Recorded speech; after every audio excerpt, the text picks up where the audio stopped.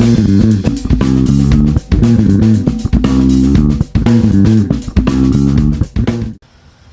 mapayapa at mapagpalang araw po sa ating lahat mga kapito. Ito na naman po ang inyong abang lingkod, former FIBA referee, Eto Camarongan. At tatalakayin po natin ang huling bahagi ng Article 12, ang jump ball at alternating possession arrow. Ang ating po tatalakayin dalawa ngayong bago ay mula po sa FIBA as amended May 2024. Hindi po to 2022 rules.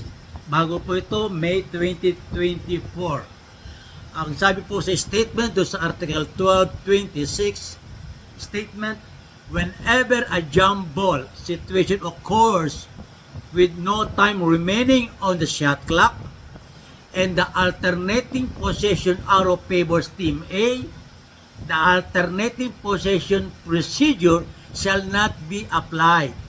This is a shot clock violation. Therefore, the ball shall be awarded to Team B for a throw-in. Ito pang example nun sa Article 12-27.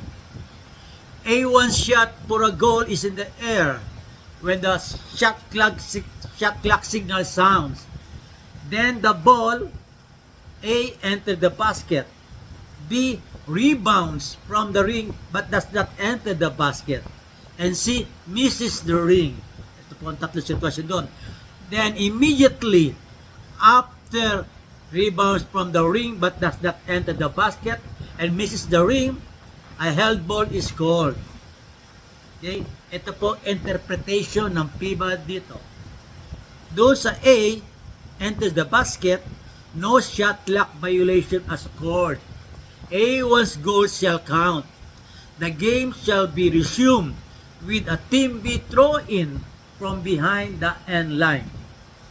Ulitin natin. Sabi doon, A1 shot for a goal is in the air. Nasa air po yan.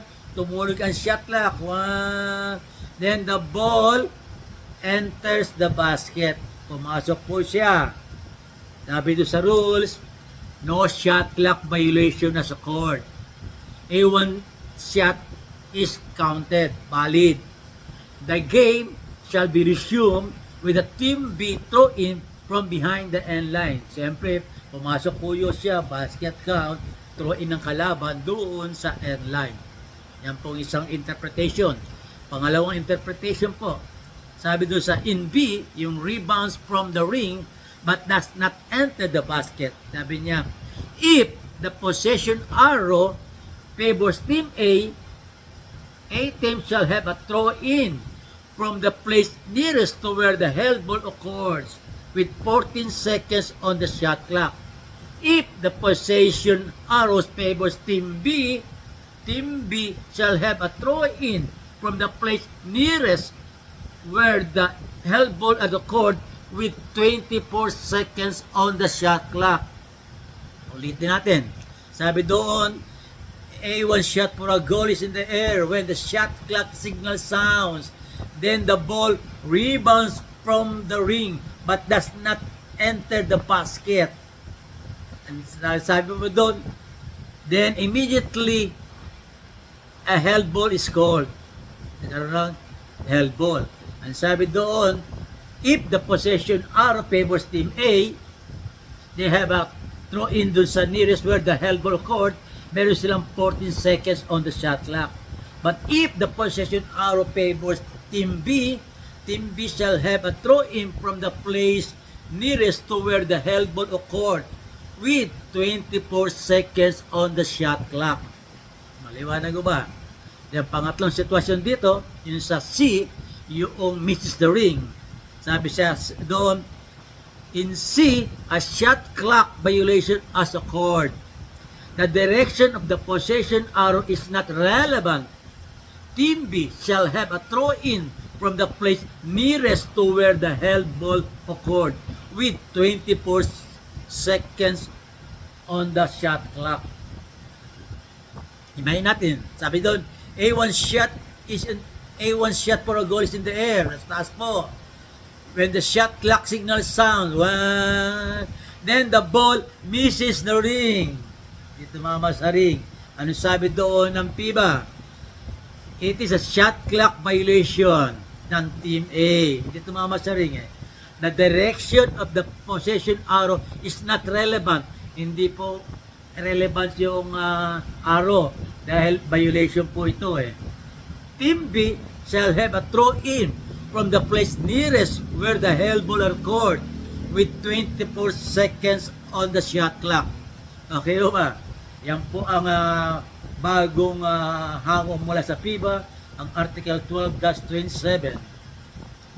Ang muling article, tatalakayin natin ang Article 1228. Sabi doon, alos kapareho ng 1227. Ang example, sabi dito, A1 shot for a goal is in the air. When the shot clock signal sounds, the ball enters the basket. The ball rebounds from the ring but does not enter the basket. Then C misses the ring. But immediately after, A2 or B2 is charged with a technical foul. Pwedeng tawagan ang A2 technical foul or the B2 technical foul. Ano ang interpretation dito ng FIBA? Ang sabi ng FIBA rito, in all cases, yung tatlo na yon, any player of Team A for the B2 technical foul or any player of Team B for the A2 technical foul shall attempt one free throw with no line up. Then, in A, dun sa enters the basket, no shot clock violation has occurred. A1's goal shall count. The game shall be resumed with the Team B throw in from behind its end line.